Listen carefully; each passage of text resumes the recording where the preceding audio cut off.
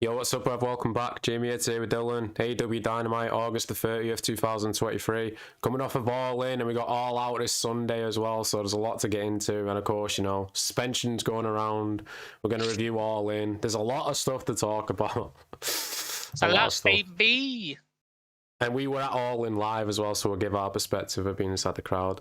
Yo, Wyatt Rabbit, welcome to the stream. All In women's match is pretty good. It was decent apart from the winner. We'll get into that in a bit, though, but we'll get into that later, yeah. Thunder Rosa versus Chris might happen after All Out. Hopefully. I mean, Thunder Rosa should be back any time now. She was there at All In. Who, Thunder? Yeah. She flew over and she didn't even do anything. Yeah, like I think she posted stuff on Instagram or Twitter or something, but like she was like in the arena. But like I guess they didn't have an opponent for her, and Tony doesn't know. Tony says the women's matches don't sell. Don't do that. How about you just show her on camera like they did with Mercedes Moné? And she was in a fucking cast. Yeah. So She's that still makes it injured, less isn't she? why would you? Exactly. You know what I mean? Like, you're gonna show her. Well, not just that, they showed her in the Acclaim match, but we'll get to that later as well. Yeah. But yeah, tonight's show literally got one match announced and one segment. That's all we've got so far. So we could speculate on what's going to happen. Yeah, true. And also they're going to speed run, aren't they? Because they got All Out this Sunday. So they got what, tonight and then Collision on Saturday, and then that's it. That's the last build, isn't it, for the next pay-per-view? And they're fucking asking people to pay $50 in America a week after All In.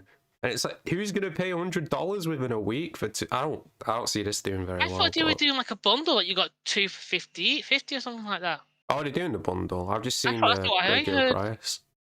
Well, speaking of the pay-per-view buys, apparently Tony Khan, you know, after the show was over, he said this was the best bought pay-per-view of AEW. Well, was it pay-per-view numbers? Well, it wasn't a pay-per-view over here, was it? No. Well, they're showing it tomorrow, I think, over here on ITV. See, that's the stupidest fucking thing you could have done. You should have got a deal with someone. Exactly. I don't know, it's Sunday afternoon, night, or whatever. Like, you know what's really on a Sunday over here? I don't think much is real. Saturday, yeah, there's a lot of stuff on Saturday. Yeah, but like, surely you could have done something. You know what I mean? Like Fight TV. Yeah. Like, was he not doing it on Fight TV over here? Like, well, yeah, over here on Fight TV. But how many people on Fight TV? You know what I mean? Well, that might have been why it did really well. It's like people were like, he's just talking about overall, not just here. He means like America and all that. But that's what I'm saying. Like, I think the Fight TV sort of incorporates. Oh yeah, it definitely does. Yeah, and let's say you're looking at it like you can only afford one of them. You're gonna choose All In, aren't you? Because it's the 80,000 people arena. Yeah, it's the stadium. You know what I mean? It's like, you know, do you pick Elimination Chamber or WrestleMania? You pick WrestleMania. Yeah, exactly. But yeah, well, that's what I'm saying. Do you want to do this tonight? Do you want to do predictions for the show and then review All In, or do you want to go into the CM Punk thing first? Predictions and then we'll talk about All In. You know, we could speculate on what else could happen for a few minutes. Yeah, true, but I guess right. Yeah, we'll do predictions. We'll do predictions first. So tonight we got Orange Cassidy versus Pentagon for the International Championship, and whoever wins faces Moxley at All Out. Oh, it's not a triple threat. No, this is so stupid. So Orange has to defend his belt, and Moxley just gets a title shot just because he's Moxley, I guess. I don't know. Yeah, the winner faces Moxley at All Out on Sunday. Should it be the winner? It should be Mox versus Penta, or whoever wins faces Orange. That's what it should be. Yeah, but I guess the idea is that Orange is going in, you know. Yeah, but then the question becomes, so why does Penta don't get the title shot? It's the main event. Yeah. Right? Oh, that's the start of it. It is Orange Cassidy. A good start the show of it. No, it's the main event because, you know, Moxley and his crew are going to come out.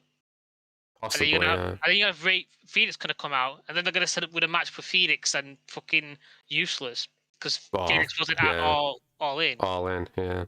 Which isn't necessarily a bad idea. Phoenix should necessarily. Well, it'd probably be Phoenix and Pentagon realistically, but I personally think Phoenix should have a solo match since his brother's kind of doing a solo match over here. I think it kind of. I think that Moxley's. I mean. Orange versus Moxley, that'll be the match at All Out, won't it? Yeah, and you know, it's going to be Claudio versus Kingston unless Kingston wants to do something with Proud and Powerful to get them back. Yeah, but I mean, I don't know if she'll get into it now or not. Proud and Powerful will face Best Friend again, I guess. Maybe, but I mean, I don't want to get into the Punk thing right now, but he's suspended, isn't he? So he's not going to be all out. It can't be suspended. Is that being announced, or is that just still rumor? That's what I mean It's about this shit Chicago! these days. You hear two different. It's Chicago. They're in Chicago tonight as well. Yeah, like I know he's not going to be on Dynamite No, tonight. and I'm just saying, like if he's suspended, the crowd ain't going to be, you know. No, we're hearing two sides. Like one side saying they've both been suspended. The other side saying Punk hasn't been told that he's suspended. Like it's just all over the place. So I don't know. Like like you would think Tony would announce something like professional. Like look, apparently he's going to do a media call tomorrow, Tony. I'm not expecting many answers. It would just be like, oh, I can't comment on that. But it's all out to be great this Sunday. You can't count on it. Yeah, it's under investigation. I can't comment on that. But I all guess out you know will what be we're great. going to talk about on Saturday then. Oh yeah, definitely. But what I was going to say, oh yeah, if Moxley versus Orange, I think that might be the main event of All Out. I mean, because if Punk is suspended, you're not going to have MJF and Cole wrestle again, are you? Against each other. No, I'd have something with MJF at ringside against what's his name? Generic white guy. Oh, Roderick Strong. Roderick Strong, yeah. With probably maybe Adam Cole special ref as a special ref. Or maybe, yeah. But that don't scream main event to me, for a pay-per-view. No, but it continues the story and it puts the champion in the champion should be main event regardless of if it's a good enough match. Yeah, it should be a good match. But I feel like it's not about the match at this moment. It's about continuing telling the story. People were saying, what if MJF and Cole defend the ROH titles against what they called the Kingdom, the guys with Roderick? And I'm like, yeah, that could be a match, but again, that you can't main event with that. MJF and Cole are great, yeah, but come on, against the Kingdom, we never even seen them wrestle on Dynamite, so that might be a match we have or something probably tonight then. Maybe it's possible. Well, I don't feel like you have MJF and Adam Cole do one of the best. Well, the highlights of the fucking All In show. Spoilers for anyone laughing. And there were a lot of highlights. I'll give you my when we get to it. I'll give you my personal favorite. Yeah. You don't have that, and then the week after you don't try to cash in on that. True. They're hot. They're on fire. Obviously, they're going to come out tonight. I'd have them come out on Collision. Rampage doesn't exist in my world right now, so you don't need them on there. Have you seen the match card for All Out so far? No, I don't even know there was one. We've got 4 matches already, and all of them, it's like, Miro versus Powerhouse Hobbs, so both of them were on All In. Statlander versus Ruby Soho. At the pre-show? Oh yeah, the pre-show. Ruby Soho, I guess, technically was on as well, because she ran out in the women's match, but she's facing Chris. Darby versus Luchasaurus, which, I guess that's the only match really that's carrying on, and the rest of them just feel like, oh, it's the B show now, we're gonna, do these other stories that we don't have time for at All In. Well, this is what I hate about this. It's like... Oh, and it's Omega versus Konosuke as well, 1-on-1. At All Out. Oh, guess who's losing for a third time? Maybe. I mean, to be fair to Kenny, he doesn't seem to mind losing, does he? He's like, he'll lose. Well, yeah, he'll grab his Taco Bell and go home. Yeah. Yeah. But yeah, the last thing for tonight's show, we're going to hear from Adam Cole after the All-In main event. I'm surprised they're not saying we're going to hear from MJF. Obviously, MJF's going to be there, but Adam Cole lost, didn't he? So, but but I think the story is Adam Cole was about to turn on MJF, so it's going to be talk about that realistically. Probably, yeah. Obviously, this is going to set up whatever's happening at All Out. Like you said, it might be a tag team or a special referee thing or something like that. Well, maybe they go the route like I think they should go, and I said it from the start. Have MJF go, have Adam Cole out of his own volition go and take on Punk. Well, that's the thing though. If Punk's suspended, he ain't going to be there. And then you don't need Max. I wouldn't have Max show up this week. You know what I mean? I'd have Adam Cole say, look, Max is taking some time off. We just done a real great show. He's been carrying his company. My friend's gone away. He's on holiday. Well, he went to Paris, didn't he? He went to Paris to bang grats, he said, so you could just say that. Yeah, you know what I mean? But so you don't see MJF for this week or at the pay-per-view. Then you have Adam Cole say, you know what? there's what there's this so-called other title I can go for. You know what I mean? It's kind of disrespectful to my friend. Well, we're assuming Punk isn't suspended and he will be wrestling. I don't think he is, because I just think that whole thing doesn't make sense. Like, I kind of get what people are saying. We'll get into it in a minute, but yeah, the thing we're missing though, Ricky Starks. What about Ricky Starks? I assumed it would be Ricky versus Punk All Out. Yeah, but now it doesn't seem like it's going to be that way. So I don't think it's going to be that way. I think Ricky, Adam Cole, and Punk have their match. Ricky's what cost Punk's the match to get the belt. So Punk loses. Yeah. And Adam Cole's got the new belt. Well, the old belt, got the belt. So he has a title of some kind. Apart from the ROH title. Yeah. And then, then you have that feud for like a month or two with Ricky Starks, which sort of builds into next year. So like Punk's trying to get revenge for losing his title, and then as soon as we get to New Year, he's like, all right, I'm going to go after my title. And during that period, while he's facing Ricky, you sort out who's the actual champion between MJF and Adam Cole. And I say you do the thing with Darby, you know what I mean? You have Darby come out, say, I'm going to fight the real guy. And then he goes to fight, maybe Adam Cole. Yeah. And there's like a little beef sort of thing. Obviously, you would then have MJF win the whole thing to set to the new year. We might as well get into All In now, because we're going to spend a lot of time talking about this Punk thing. So I know we didn't watch the pre-show, but I did watch it back when I got home. So I'll just quickly go through what happened with that. It was 2 hours, by the way, which half of it was just people talking. There was nothing inside the ring for the first hour. Too much. Well, you never shut up.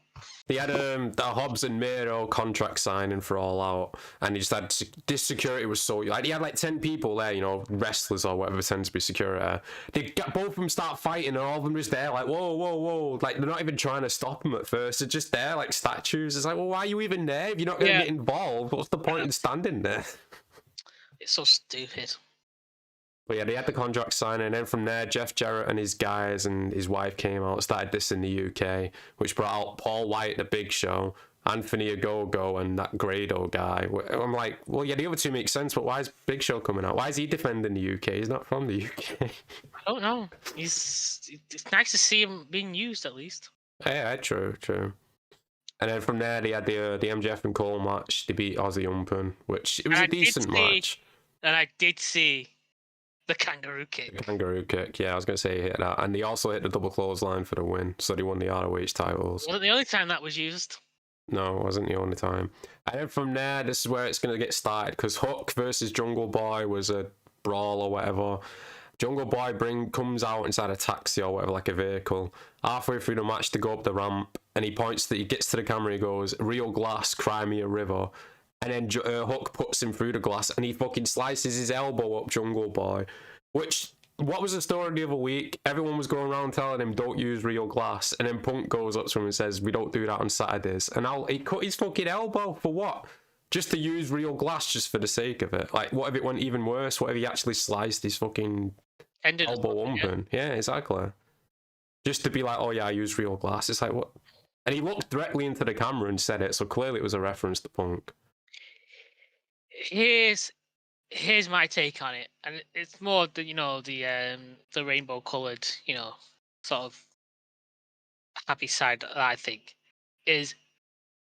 I don't. Punk's not necessarily against like the hardcore stuff. He's just like when it's called for, when it's needed, when it's There's no point in using real glass just for no reason. Yeah, but again, like using like that glass kind of stuff on your normal Saturday show is kind of stupid. Use it on a pay-per-view makes sense. So I think that's what maybe Punk might have meant. But even still on pay-per-view, I'd still gimmick the glass up because you don't know what could go wrong with real glass. I guess that point is also there. Don't use real glass.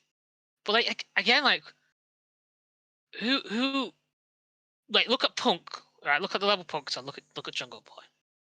Jungle Boy saying that does nothing to Punk. Okay. Well, it's what happened afterwards, which we'll get into. I know, but like this is what I mean. I just don't see Punk looking for him and say we gotta start an issue. Well, remember the main show, the first match was Punk versus Joe. So at this point, Punk's already in the back waiting to go out. So as Jungle Boy comes back through, into the back, they got into a confrontation with each other. There's two different sides to the story, but apparently Jungle Boy said to him, "Do we have a problem?" And then Punk apparently pushed him. Jack pushed him back, and then Punk got him into a choke around the throat or whatever. And then this is where the stories get even more weirder, because apparently Tony Khan was right in the middle of it, and he got pushed over and monitors fell on him, and Joe had to come up and restrain them both and be like, let's do our match or whatever. And then apparently after the match, Punk got into a conversation with Miro, and Miro's like, "You want to take this outside?" And Punk's like, "No, let's take it inside the ring." But actually they were joking about with each other, but they reported it as, "Oh, Punk nearly fought Miro after his match," where they were just joking about. So it's like, what the fuck is going on? I don't know what to believe at this point. It's like, what? Now how do you go? Like, think about it like this. So Miro's even confirmed that story is not true. Yeah.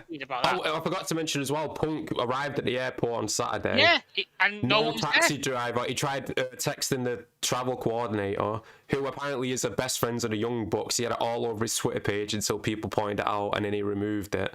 But apparently Punk texted the number, no one replied back to him, so he had to get on the underground, and fans told him where to go, and they were meeting him and all that. And it's like, imagine Roman Reigns or Brock Lesnar having to fucking get public transport in the busy bank holiday weekend to get to the fucking stadium. I also kind of think, Punk, don't know how to use Uber. Well, yeah, but again, it's the bank holiday, it's Saturday, it's the airport, and don't forget there's other stuff going on inside London. It's not just AEW. There was a festival going on. And plus, some taxis only take cash. No, if he used an Uber, he would have been fine. Well, yeah, true, but still, the whole thing, it's like Punk's one of your top stars. Like, did everyone else have to use the underground? I doubt it. I seriously doubt everyone at the roster had to make their own way to the arena. Well, we don't know. You know what I mean? But that's what I mean. Why has no one came out and be like, "Oh, I had to take a taxi"? No one's saying that. I don't. No one's coming out and being like, "I made my own way to the arena." Yeah, I guess like it. But was this coming from Punk? Like, I don't. No, apparently there's do you remember last year at All Out, that media scrum and Punk blew up? Yeah. That guy who was like, Colt Cabana, don't you, or whatever at the beginning. Well, them two have became friends now, so people like, this guy has a direct contact with Punk, so apparently whatever he says, it's Punk telling him what to say. And people are going up in arms like, how dare Punk leak shit, even though the Young Bucks and Jericho have been leaking to Meltzer for years. But that's fine. What is he leaking there? Oh, I've had trouble fucking issues. I've had to do this. Yeah, leaking that. And he's like, I want to spend Friday with AJ and my dog, so I didn't come over earlier. And it's like, well, he's just telling his side of the story, isn't it? What's wrong with that? It's fine for Young Bucks and Jericho to do it to Meltzer, but as soon as Punk does it, oh no. Yeah, that's the issue. But I could see him getting into a conversation with Jungle Boy, but I don't know about Tony Khan getting buried in monitors and all that shit. Just in my sense, like, maybe, he's at Gorilla or whatever. He's at the entrance. Jungle Boy comes out, but like, has he watched? Like, would Punk been watching and seen that spot where it goes? Yeah, he would have been, because he would have been preparing, wouldn't he, in the gorilla position? So they would have the monitors up. He would have. Yeah, but I just don't see Punk being bothered about watching his match. I don't think he cares enough. Like, about. Maybe someone told him while he was preparing. It's like, Jack just said something to the camera. Like, if someone came and told me that, I'd pretend on who it is.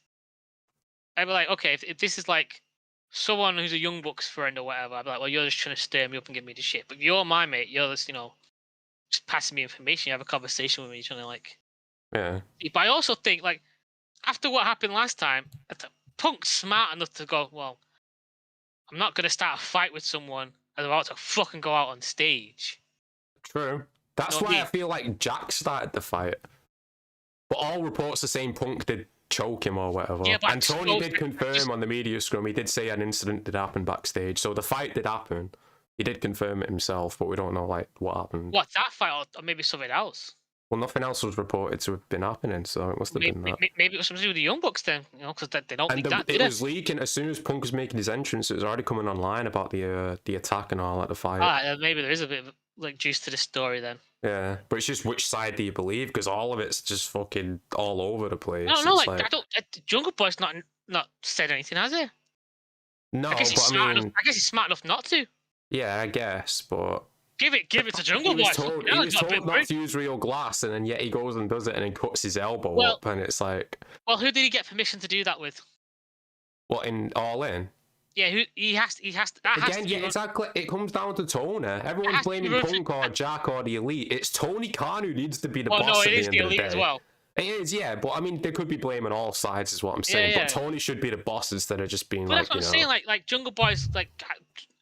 Correct me if I'm wrong. Right, if you're a booker of a wrestling match, like the guys who are having the match will come to the booker and say, "Look, this is what we're gonna do in our match. We're gonna use real class." The booker has to go, yes or no. Yeah, exactly. The booker has to go, okay, let's figure this out logistically. He has to, you know, or at least the director has to know as well. Who's directing it? They have to know, and then Tony has to sort of be involved in that because he's also producing and booking everything. And then you have to source the card or whatever it is you're going to use for the spot and all that. That Tony has to okay that. So exactly. I don't understand where, like. Well, there was another report as well. Apparently, Punk, after the match, had an argument with Tony Khan, and he said he's fucking sick of this place and he wants to quit. Now, I don't know if that's legit or not, but I don't know. You know what? We got to see him fight Samoa Joe live. I feel like. I mean, if that is his last match in AEW, it is a decent way to go out, I guess. Yeah.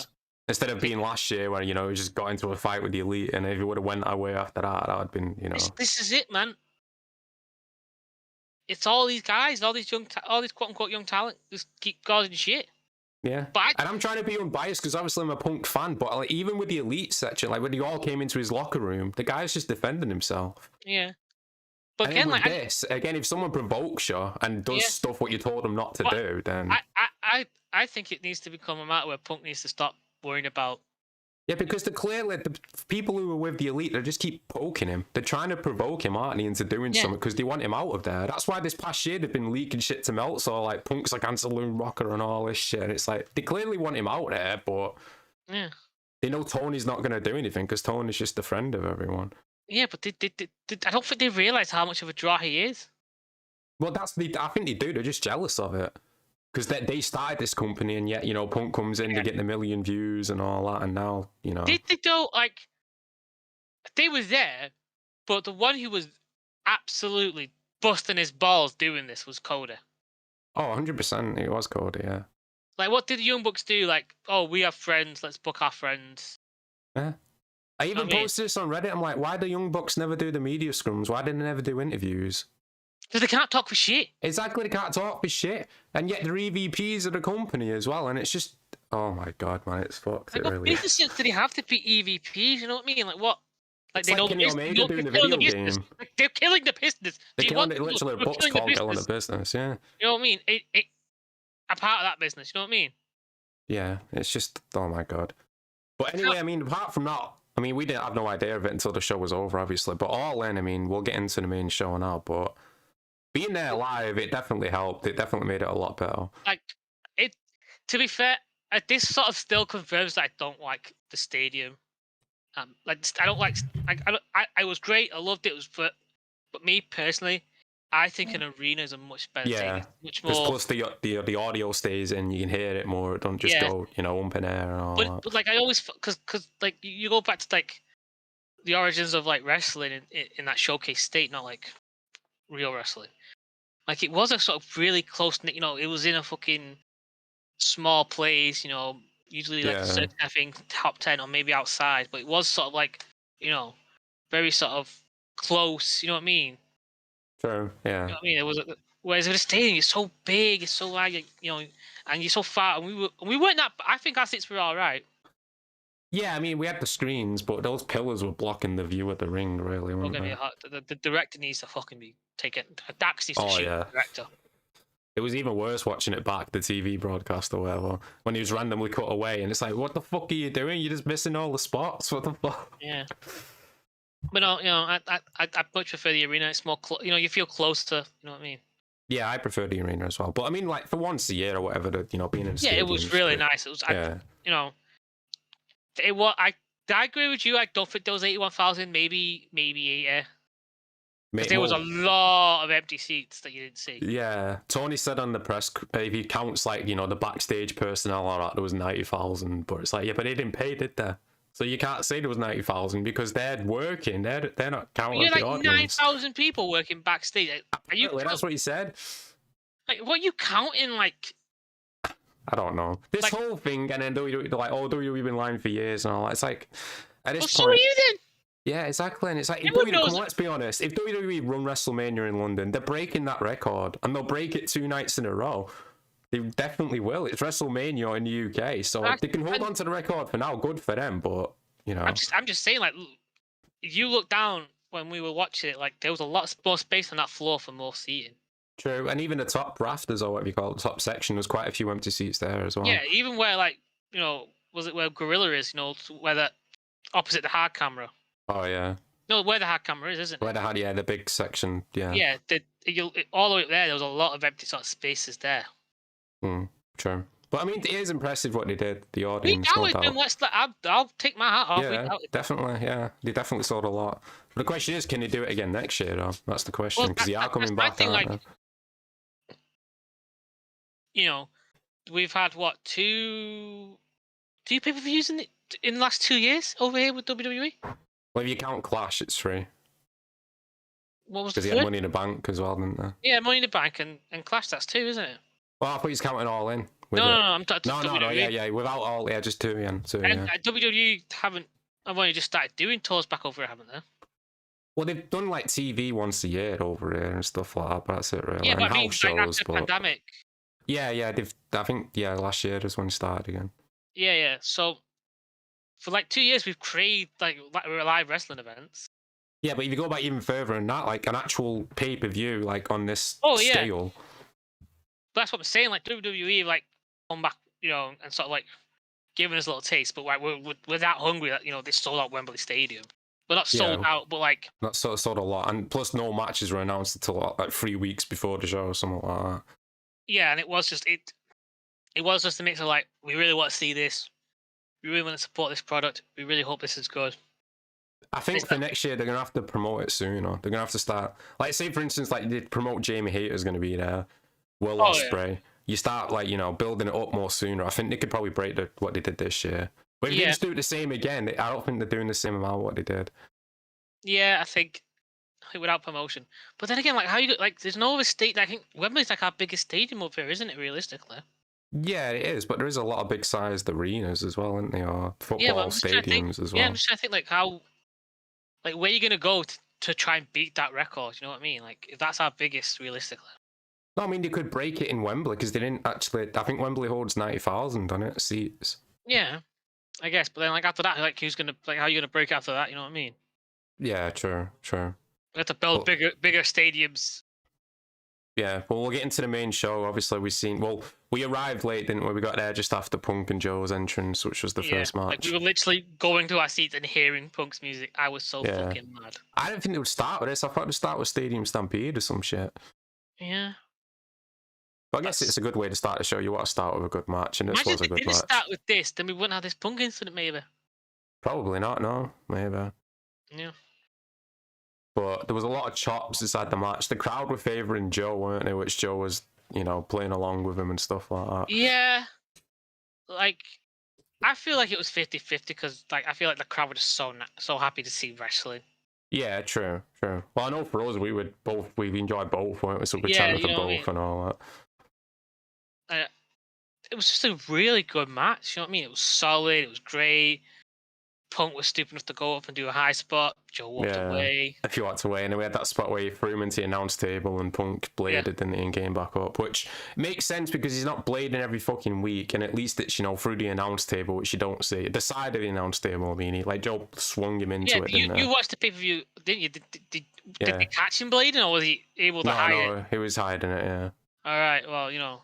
Because he was underneath the announce table for like 30 seconds, so by the time he came back up... So yeah, he picked a place to fucking do it from. Yeah, exactly. Moxley needs to start taking that note. True, but I mean, to be fair to Moxley, sometimes it is the director in it, the zooming in on him and all that.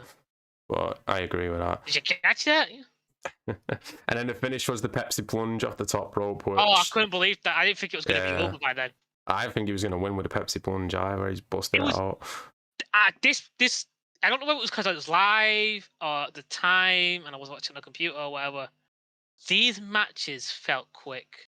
They did. I was going to say that, yeah. Because when I was watching it back on TV, I was like, this feels a lot longer than it did when I was watching it, you know, inside the thing or whatever. I think that's the effect of, like, being there live, being there in the moment, living it. Yeah, I think it does go by faster, no doubt about it. Yeah.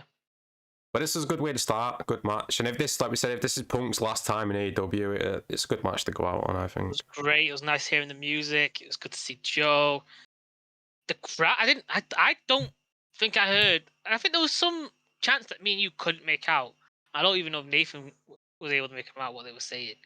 But I didn't hear any like negative chants towards Punk personally. No, even watching it back on TV, I didn't. It was just mostly booing and stuff. But even like later on when we get to like the FTR match, most of those chants didn't come across on TV. Like the Cash has got a gun and all that, which we'll get into. No, they didn't come across. So I don't know if they mic'd it wrong or it's just the the stadium effect or whatever. I think they bleeped it. They must have figured. No, they didn't bleep it. There was no bleeping. No, but it's just didn't get picked up. Like got rid of it somehow. How are they gonna get rid of it on a live I don't broadcast? know, fucking hell. I am not an fucking audio engineer. But the next match after that, I gotta be honest. I know when we were there, we skipped this match. Then we went to get a drink or whatever. The Elite versus what is it, Bullet Club Gold or whatever. I skipped it again, and when I watched it back, I was like, I don't have interest in it. Should we talk about us going to get the shirts and drinks and that? Did we do that on this? I thought it was the Stadium Stampede we did that. No, we went to get drinks at Stadium Stampede, but we went to get the shirts. Oh yeah, we went to get the shirts. Yeah, what do you want to talk about first? The fucking how expensive those belts were, the cardboard cutouts. What do you want to talk about? No, I heard the cardboard cutouts because that's what we saw first. Because that was. Oh yeah. So that what was it first? Did we see Jericho first? No, I saw Moxley first. I went, oh my. Was it? Yeah. Oh my god! I'm like that. It either looked like. Well, I think it's from the mobile game. Yeah, something like that. And I'm like, oh my god, they look like Family Guy characters. And then we saw Saraya, which is bad. And we're like, that doesn't. Like, I don't know how I'm able to tell that that's Saraya because she said pale. Pale and the black hair. That's it, really, isn't it? And then I turned and I saw those flat abs and I went, bullshit, that's not Jericho. He had the little like 5 o'clock fucking goatee and all that. But, oh my god. Moxley looked the best out of him, but it's not saying much. But oh my god, those cardboard cutouts were so bad. I was willing to take that home if I could have. And then he had the AEW Championship for 850 quid, and then the TNT title for 650. Yeah, and then t-shirts wise, they weren't great, but that's because they were all black, and I'm sick of having black in my wardrobe. Yeah, I think they all were black, weren't they? Was there any other colours? I don't remember seeing. No. Because there was like a Punk shirt which we both bought. It was FTR. It was the Elite. Yeah. I think there was an MJF one. There was the I Was Here t-shirt as well. Yeah. Which I would have liked. It was alright apart from the back saying I was here and massive fucking writing. If it didn't have that, I probably would have bought it. Well, no, like the front had like just like AEW Wembley and like the Wembley Stadium. Yeah, that was fine. It's just the back. That was the weakest. But I like the back. It says I was there. I don't like that I was there bit, me. Well, I like it because it's like, it's like with the Punk one, I was there, you know what I mean? It's like, I was there. Well, yeah, I understand the Punk one because it was like his return, but plus, like, it's not the most, like the front design is why I think it should be always more important because I hate when you get t-shirts and they've got the design on the back and I'm like, what the fuck? Yeah, true, especially if the back's better than the front. Yeah, and I feel like the front was okay, but, you know what I mean? I feel like putting the words on the back makes sense, like, it's not as important realistically, but it's just nice. I think. The Punk one was good. I felt like it should have had something on the back as well. You should have said "Best in the World" or something on the back, like it usually does. Oh, I was there. Like I think that should have been there. Yeah, but unfortunately not. But apart from that, like no figures. They had that Jamie Hayter exclusive, but the fucking idiots like, oh, it's only 1,000. Here's the barcode to buy it for people in Wembley, and of course people take the picture and post it online, so people all over the world are buying it, and it sells out straight away. It's like, so if you're gonna do an exclusive thing, why not sell it at the fucking show instead of doing it online? Like, what's the point? Yeah, I thought there was like an MJF figure. I didn't see that. You said. Oh, apparently they were teasing that, but it's not. I think that's All Out's figure or something because they're doing it again, aren't they, in a week? Well, I did want that Jamie Hayter one, but my argument is I don't like that coat. Because what I would have done is I might just get a normal Jamie Hayter one, and you can find like a lot on Etsy, like those guys who do like custom figures, accessories. Oh yeah. I might just try and see if I can get like an actual coat for her like that. True, but the attire was good because it was like the Union Jack. She hasn't wore it, so I'm guessing that was her attire, what she was gonna wear, at all in. So it was a decent attire. Well, it kind of looked like the one Saraya wore. A little bit, yeah, but Saraya had more black, didn't she? Whereas hers was just like, a loser. But yeah, the Bullet Club beat the Elite, and Konosuke got the pin on Omega, which is leading to All Out, which we talked about before. But I don't understand what?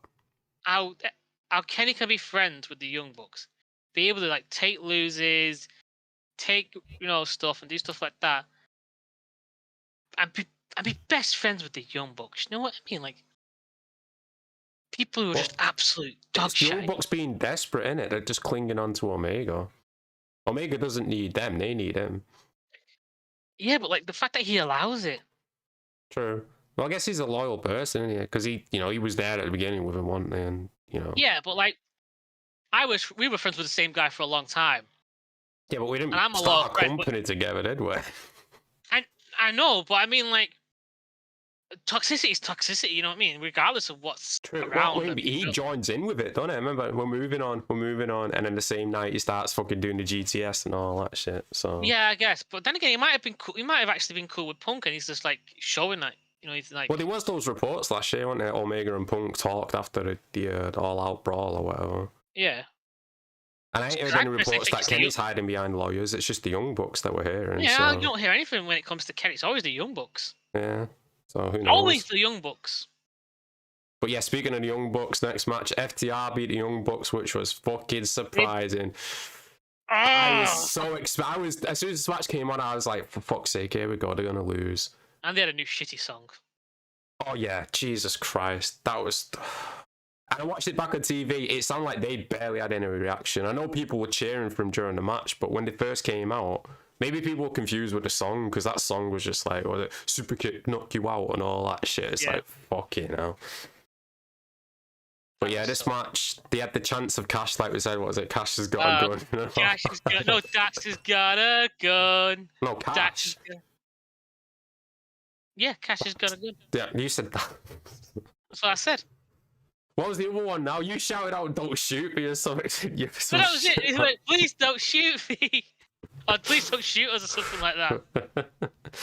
There was others, but we couldn't understand because the chants were like down at the bottom, weren't they? And the audio. It was so funny. Like, and people were chanting, "FTR the loudest." Yeah, definitely. In our section, we had a few FTR. Yeah. You know what? I think there were people chanting like Young Bucks, but I don't think they were like chanting it into like, oh yeah, we're Young Bucks fans. I think they were just like, doing the other side. 50-50 thing going on, yeah.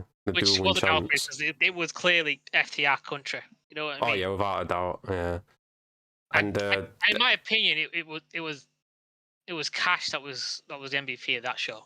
Yeah, I was about to say Cash pretty much he didn't carry the match, but FTR definitely carried the match because this was a decent match, but you compare it to like, the gun match what they had or against the Briscoes or against even Bullet Club, Acclaimed, all these other matches, it doesn't compare to that, but I put that down to the Young Bucks because it's who you're working with as well, isn't it? I'll swerve, you know what I mean? Like, yeah, exactly, all this track record of great matches, so yeah, again, it's down to the Young Bucks to me.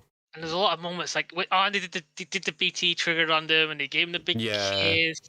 And fucking Young Bucks did the Shatter Machine or whatever it's called, didn't they, as well? They were still in each other's finishes, but eventually FTR thankfully won, which that was shocking. Give them their flowers. And then afterwards they try and shake hands with the Young Bucks, and of course they don't shake hands and they just leave. Because Young Bucks have got to turn heel. Clearly they are. They've been healed the whole fucking time to me. I don't see them as faces.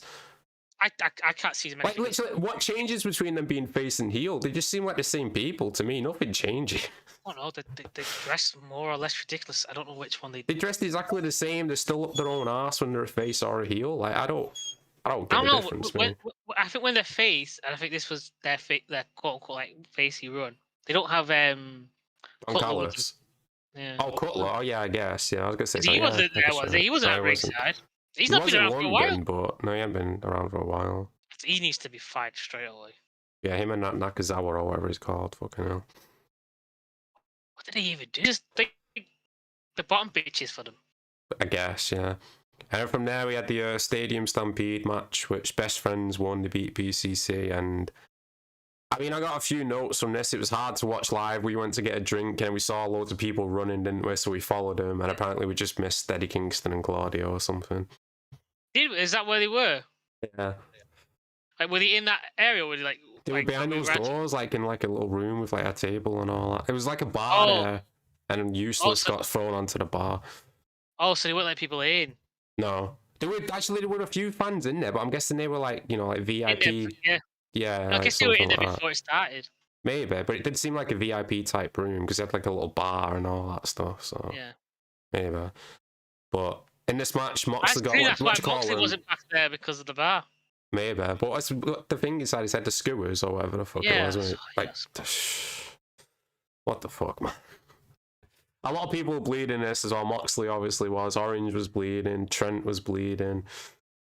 I think someone else was bleeding as well. I forgot. Yeah. Well, I kind of zoned out in this match. Like I was watching, but again, it was hard to watch. It's even hard watching on TV because literally just you had like the two cameras up, or they would just keep cutting away to different shit, and it's like I don't know who I'm watching. I don't know what's going on. I don't know what's going on at all. Claudio took the pain from but I think my favorite part of this match, and I like it because I like the friendship between Moxley and Kingston. Where like they're both bleeding on the table, and they're both just putting the finger up to each other. Yeah, like, before that, Pentagon came back out and changed his gimmick, didn't he? He came out and all that with different attire. We heard that music and we were rushing back. Like, what the fuck's going on here? I thought it was like Nyla Rose or something. I had no idea what the fuck was going on. But a bit we missed watching live, they had like, I don't know if we saw a little bit of it. They had a ladder set up on the stage. No, we wouldn't have saw it because it was behind the stage. This ladder was the worst ladder I've ever seen. Like, you have steps on each side of the ladder. Even worse than that, like one where the refs came out and held it up for Yeah, because this was so flimsy and it broke, but it only had steps on one side, so the other side had no weight. So they get halfway up it and the ladder just breaks. It just snaps in half. And it's like, what the fuck are you doing? You could have got a stronger ladder. No, proper ladders don't have, the thing on the other side, but they do have supports. No, but this literally looked like a fucking, do you like those stairs you get when you go up to a slide or whatever? That. It didn't even seem like it was a ladder, and it was so thin. And it was wood or whatever as well. It wasn't steel, obviously. And it was just, I don't understand. I don't understand why they used that ladder. I would have took one look at it and be like, that is not supporting the weight of two people, never mind one. So why the fuck are you using it? But yeah, this match, of course, you've seen one, you've seen them all. It's just brawling all over the place. A lot of weapons, Yeah. And from there, we had the women's match. Saraya came out to Queen, which as soon as you heard that, I was like, yeah, she's winning this match, no doubt. You can only pay for it once, though, couldn't you? Yeah, but he paid for Metallica twice, which we'll get to in a bit. But yeah, it's unfortunate. I feel so sorry for Shida, man. She wins the belt for what, 3 weeks or whatever the fuck. I don't know how long she's had it for. Yeah, and she was kind of like our best champion since Jamie Hayter. Yeah, and then now she's just getting beat. Yes, I do know the previous champion was Tony Storm. That was my point. The only story of this match, the Storm and Saraya started arguing. She punched her mum, and her mum tried getting involved and all that. And then Ruby, we missed this live, but Ruby came out. She's like, "Oh, her neck, her neck." And then Tony ended up punching her anyway, and Ruby walked out. So I guess the Outcast are done, thankfully. About fucking time, because Jesus Christ. So wait, what? So Ruby comes out and Tony and Saraya were fighting, weren't they, inside the ring? Yeah. Ruby runs out and says to Tony, "Stop, she's got a bad neck," meaning Saraya. And then Tony just punches Ruby anyway, so Ruby leaves. And then Saraya ended up winning. Can I go for a piss during that? Well, it didn't come across live, did it? Because we can't hear what they're saying. We saw her run out. I don't remember Ruby being out there. You don't remember her running out? I remember her running out. No, nothing at all. She ran out and said that she's got a bad neck, and Tony didn't listen anyway, and then Saraya won. Yeah, but didn't I see Britt Baker hit her in the back of the neck basically? Or was that Tony? That was Tony, because Saraya had that move, didn't she, where she got her arms behind Tony's back, her arms behind her back, and then Britt came in and curb stomped Tony on the mat. Yeah, and then didn't Britt hit Saraya basically the back of the neck? Yeah, I think she did. Yeah, she did. Yeah.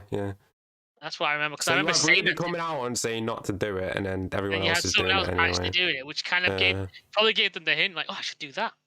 Maybe, but unfortunately, Saraya won, and her family got inside the ring and celebrated with her, and it's like, nah, no. The only reason she won because it's in England, and she's the England star because Jamie Hayter's injured, and that's the only reason. She shouldn't hold this title for long, but knowing this company, she probably will. Get ready for 3 months of Tony Storm versus Saraya, because that's what's coming. No, Britt Baker's got to be the one. Or Ruby.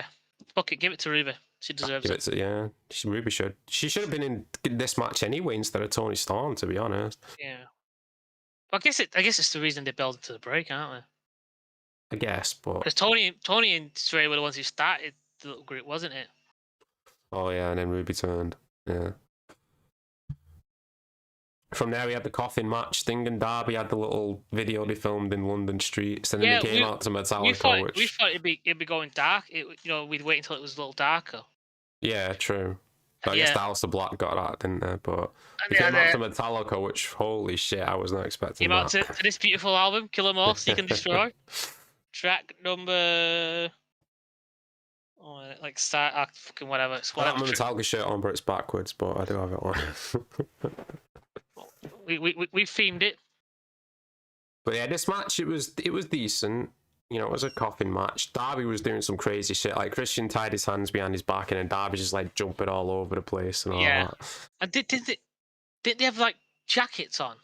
Yeah, they had jackets with thumbtacks in, and then Sting forgot to fucking use them. He's just doing a splash with his stomach, even though the spikes are in the back, so it's not doing anything. I don't think he really wanted to do it, did he? No, but he put it on, so he wanted to be like, it looked cool. Does it look cool? I guess it looked cool. You know, Moxley's stealing that. Yeah, Darby did a few coffin drops onto the coffin itself, which fucking he took some hits. He was a good man. Yeah, definitely. It was Christian. Like, you just look at Christian and think, wow, what a man in shape. You know what I mean? He's not that far off from Jericho, really. What were we saying? If we think Edge is inside the coffin? Oh yeah, I thought it'd be funny if Edge was inside the coffin and then you see Christian open it. There's Edge. What?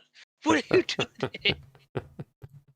Oh yeah, we talked about how Christian just he needs to stop. He's becoming like a monster with the father stuff.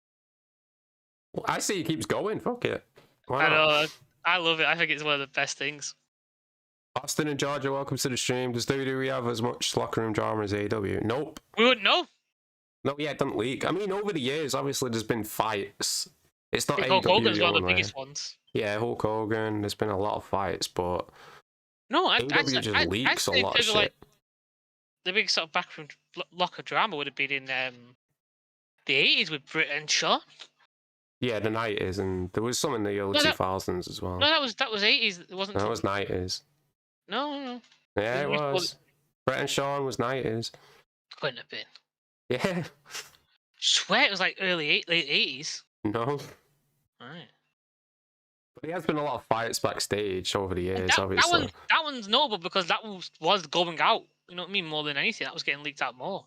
Yeah, well, that was a lot to do because we seen it on pay-per-view, didn't we? Brett got screwed at Survivor Series. They rang the bell and all that. There was no avoiding that getting leaked, I guess. But no, Quincy later. But this whole thing, like we talked about before, I imagine there being some over the years, but like this in AEW, it's just catty and bitch. Yeah. It's the people just prodding and poking Punk. Why is it always the people with the elite who are involved with Punk getting into fights? Well, you got to remember, these guys in WWE, they originally would have been brought up in the territories where there were rules. They were like handshake deals, kind of things, like people stuck to their word, kind of thing, back in like the 70s and that, didn't they? Yeah, not even just that. We have Vince McMahon, an actual boss. Yeah, but I'm just saying, like, there was a culture of like, this is how it's run. You know what I mean? Whether it's good or bad, in a sense. Yeah. There was like sort of rules that they had to follow. You know what I mean? A code of conduct, and that sort of translates into WWE as it took over everything. You know what I mean? So like these people, they grew up into this thing, and then Vince is in charge. So you don't want to piss off Vince. So you're causing issues in the locker room. You're not going to fucking. Whereas you piss off Tony, what's Tony going to do? Tony's going to do nothing.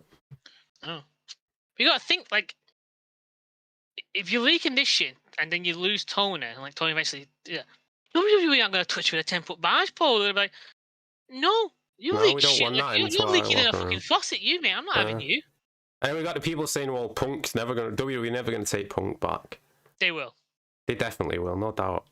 He might not be there every week, but they'll definitely take him back. Triple H has said never say never, hasn't he? Yeah, he said that, yeah.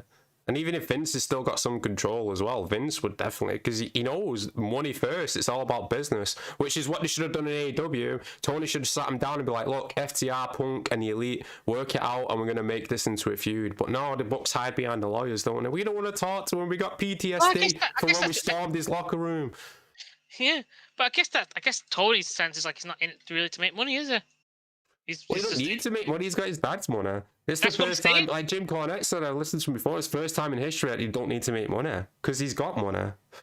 He's not even a publicly traded company, so they don't have to release the fucking numbers or anything like that. They just make it up. Have Dave Meltzer say, oh yeah, you know, pay-per-view buys are great.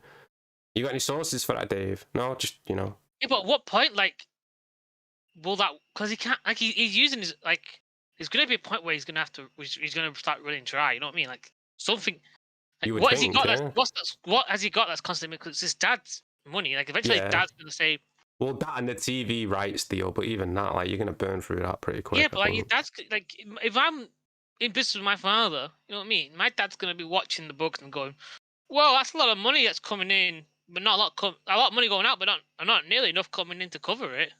True. What's going on here? You know what I mean? That's like, what's going to end up happening is Dad's gonna put his foot down and be like, you know, what's going on? Yeah. Probably will. Who knows? But from there we had Will Ospreay beating Jericho. Jericho, of course, came out. I gotta give him credit, alright? This Fozzy performance wasn't that bad. Obviously, he had the backing vocals and all that, but obviously, it wasn't this was bad. an ego stroke. Because I already saw people posting like Beatles at this arena, you know, 44,000, you know, Rolling Stones at this, whatever. And then Fozzy, 1,000. Like, yet they played one song. Yeah, no one paid to go to see Fozzy. They paid to see wrestling. Yeah, yes, they performed it for 81,000.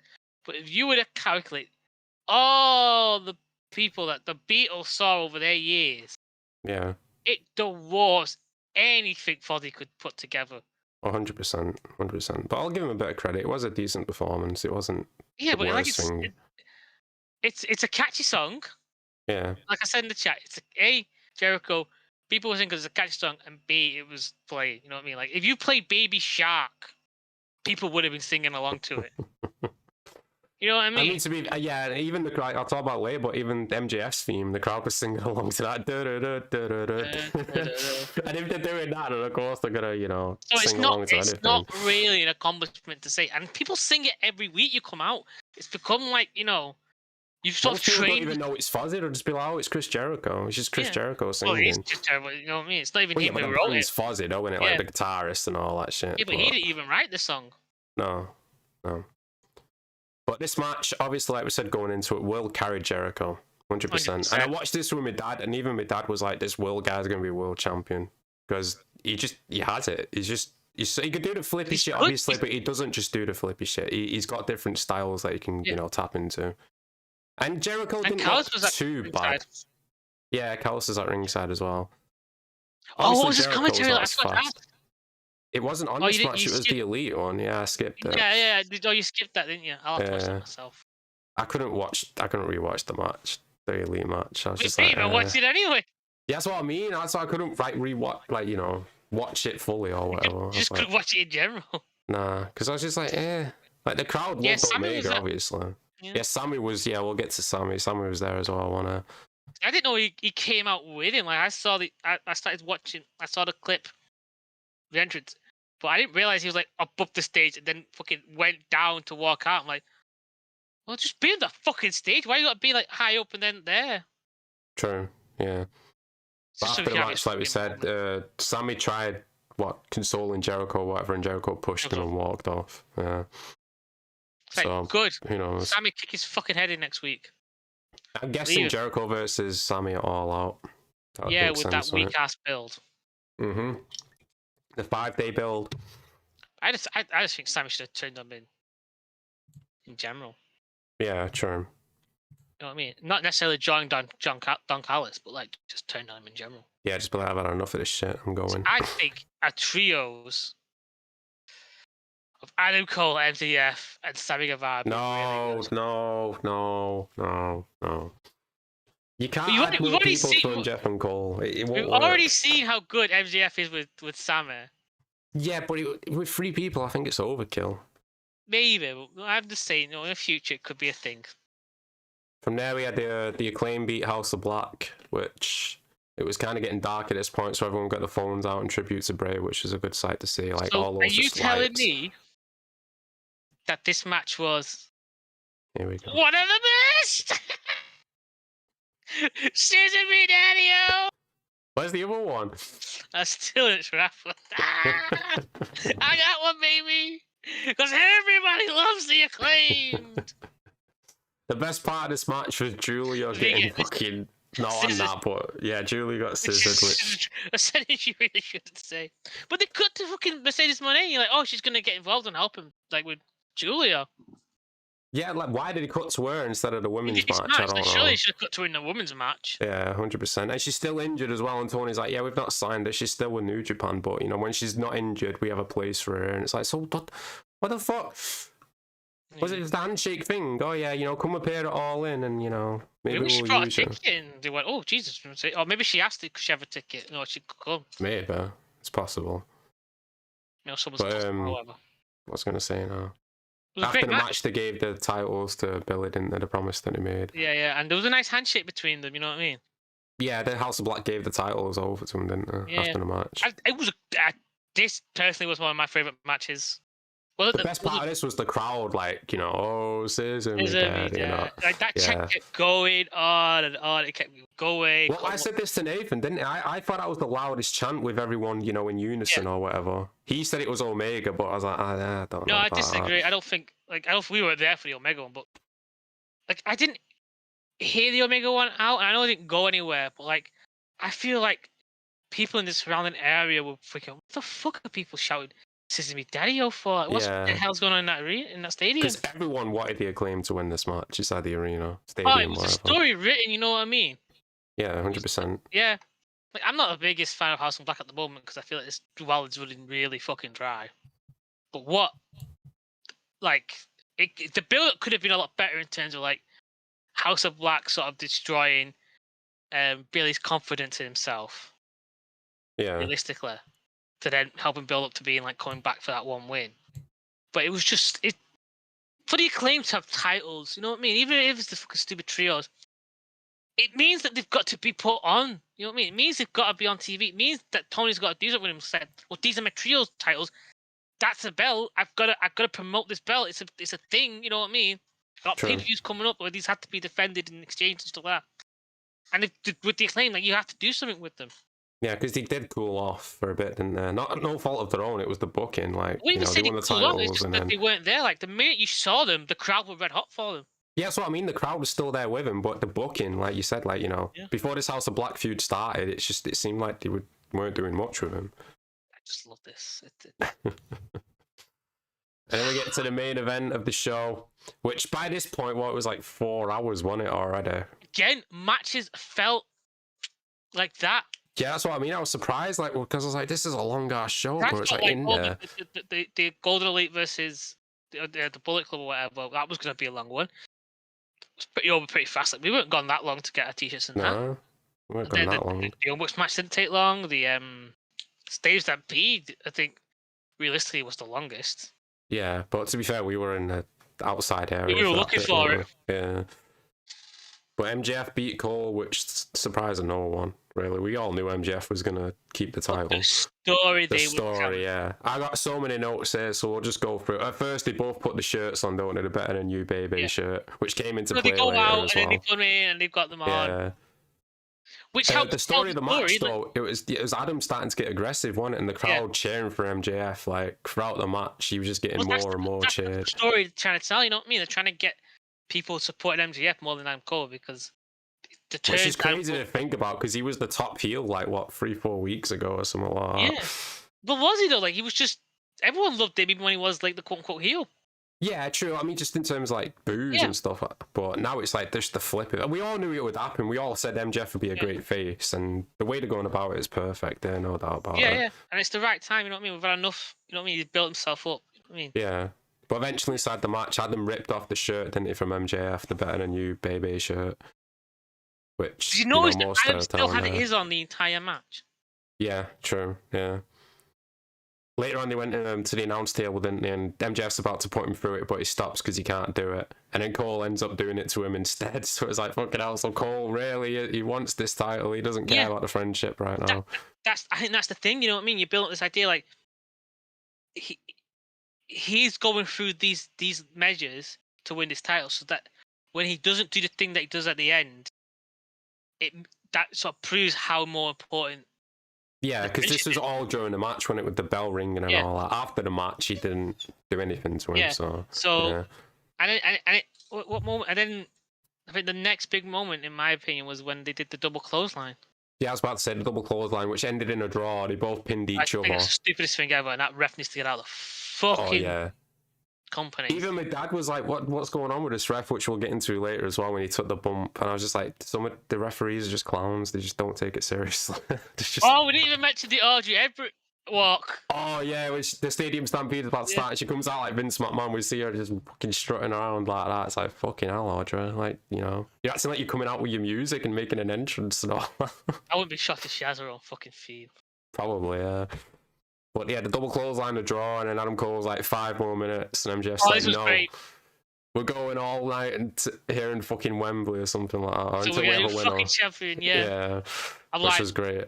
Again, this is storytelling because it's harboring back to their first match. Yeah. Where Adam goes 5 more minutes. No.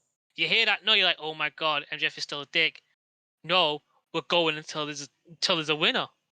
Yeah, exactly. And then you see them both start getting more and more. You see MJF getting more and more aggressive as well.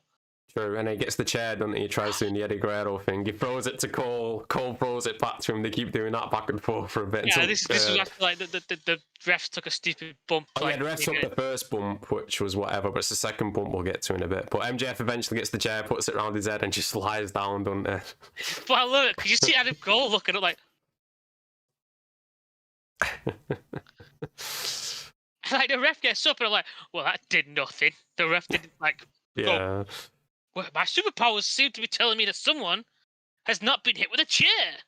But now we'll get into the worst bit of it all, because Adam Cole goes for the Panama Sunrise when he's on the middle rope, doesn't he? And he jumps and, like, you know, the wrestler does the flip with him, obviously. But MJF moves out the way and he does it to the fucking referee. And even my dad notices, like, he must have had training. I was like, that's my theory. I think this guy wanted to be a wrestler. He failed and then became a referee. Because you're not going to let any normal person do that spot, because they could easily break the neck if they don't know what they're doing. I thought that's what happened. I thought that was, like, everyone knew that. Like, I remember I haven't seen it confirmed anywhere that he used to be a wrestler or whatever. I know used to be a wrestler. That he tried to be a wrestler. Like, with Audrey, did she want... I don't know. I think, yeah, Audrey tried, I think, in WWE, but... I don't know about, what's his name, Bryce or whatever, the bald guy. Yeah. But just the fact, like, oh my god. And it wasn't even the worst part, because after that he finally gets up, and he's doing that stupid fish count where he's like, 1, and he fucking face plants on the mat. 5 minutes later, 2, and then does it again. And it's like, why don't you just get another referee? With plenty of times we've seen other referees come out and, you know, count the pin or whatever. But instead this guy's got to pretend it's theatre and fucking flap about like a fish. He's a drama school fucking theatre kid. 100%, man. It's so stupid. Loser. Dislike him. But from there, MJF's about to use the ring, but he stops himself from using the Dynamite Diamond ring. And then Strong comes out and low blows MJF. He's telling like Adam Cole to use the belt. He's telling him to use the belt. Adam Cole's teasing it, but eventually throws it out. And then Roderick just storms off on it. He's like, oh, fuck this, I'm leaving. No, did he come back? Yeah, he came back again. Yeah, it was after the match, I think he came back. And MJF rolls up and gets the pin, doesn't he? Yeah. And then afterwards, he turns his back on it and he's like, oh, I shouldn't have trusted you. You're just the same piece of shit. Yeah, then comes out and he's got...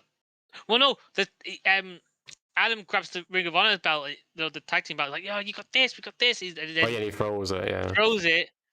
And then it goes to where he's got the AEW. And this, again, it harvers back to when they lost... It goes back to another match they've had. It goes back to like their past and how they built up this story and their friendship. To when MJF was gonna turn on him and hit him with the belt, with the same belt, not with like the same belt, to be like. But I think this is even better, because you hear MJF's commentary. It's like, oh, I'm a fucking idiot. I shouldn't have trusted you and all. You're all the same as everyone else. And a build up, you know what I mean? Because before, it was earlier in their story. So Adam Cole's like, he's not even like turning away, waiting to be hit. He's turned away, just disappointed that they've lost. You know what I mean? Where MJF's turned away and gone, do it. Like, I'm ready to take the hit. Yeah, I know what you're gonna do. You're gonna turn, So like I'm they gonna, always do. Might as well, be a part of it or whatever. Yeah, let's but get it instead over they with. hug and they're Roderick still storms friends. off with storms off. And like, great storytelling. Like, The fact that magnificent. I listened to Cornette's review. Cornet loved it. Wrestling. Even Eric Bischoff loved it as well, which is saying something. So I mean, he definitely hit a home run with this. It's just where did he go from here? That's the only question. Oh, he froze up. We'll wait for Dylan to come back, hopefully. Did he move? Yeah, I'm back. We got movement. Where do you think they go from here with MJF and Cole? I personally, what I would like to see is Adam Cole take the belt off CM Punk. They're both quote unquote, champions in a sense, but it's like a matter of like, oh, we're friends, we're both like the world champion kind of thing. So you build up to that idea of like, personally, I think Darby's the one who comes out and sort of challenges for the belt. The only thing with that though, I thought we wanted Punk and MJF in the contract. I know, or whatever. But what we're doing between then and then, you know what I mean? Yeah, I guess if Punk could win it back before then, yeah. And I mean, like, Punk has to lose that belt, you know what I mean? And he has to lose it in a way that causes him to be distracted. So he's like, oh, I was distracted for like 2-3 months chasing Ricky Starks about just to teach him a lesson. Now I'm coming back for that belt because you would then have Adam Cole, MJF, and Darby Allin, whatever, go for like the quote unquote real title back. Sort of rehashing that story with CM Punk and Cena. Sort of uniting belts. I think that's better than fully rehashing it with MJF and CM Punk. You know what I mean? No, yeah, I agree. Yeah. I think like that. That's what I like. Checked. There's nothing announced yet for tonight's show, so they either do that or they sort of cool off on whoever's challenging for the world title until the breakup with Adam Cole and MJF, then for the title. True. Well, you build someone up, and you could have Cole help MJF win. I think they're gonna. Which is stupid because the Ring of Honor titles, but I guess it makes sense. But like they'll just fight. What about this? Why if they rematch FTR versus Cole and MJF? Because who's FTR going to face next? True. But do you want to put 2 tag team belts in? No, I'm not saying they'll beat them. I'm just saying you get that intrigue there. Yeah. I do like the idea though. I've just thought of this. So say Adam Cole and MJF do sort of like beat FTR. And like, oh, we've got 2 tag team belts. And then they both look at the ROH ones and go, these don't mean nothing. And then they just sort of like throw them away and sort of like give them up. But then that just buries the ROH tag titles, doesn't it? Yeah. Yeah, I agree, yeah, but I mean, Tony's not going to do that because he's invested in it. He bought the company for how many millions or whatever, so he's not going to, well, he's bought it for the library more than anything. Yeah, true, but he's still doing the weekly fucking fucking on-demand show or whatever the fuck it is. Yeah, however well that's doing. I doubt more than 10,000 people are watching that, but who knows?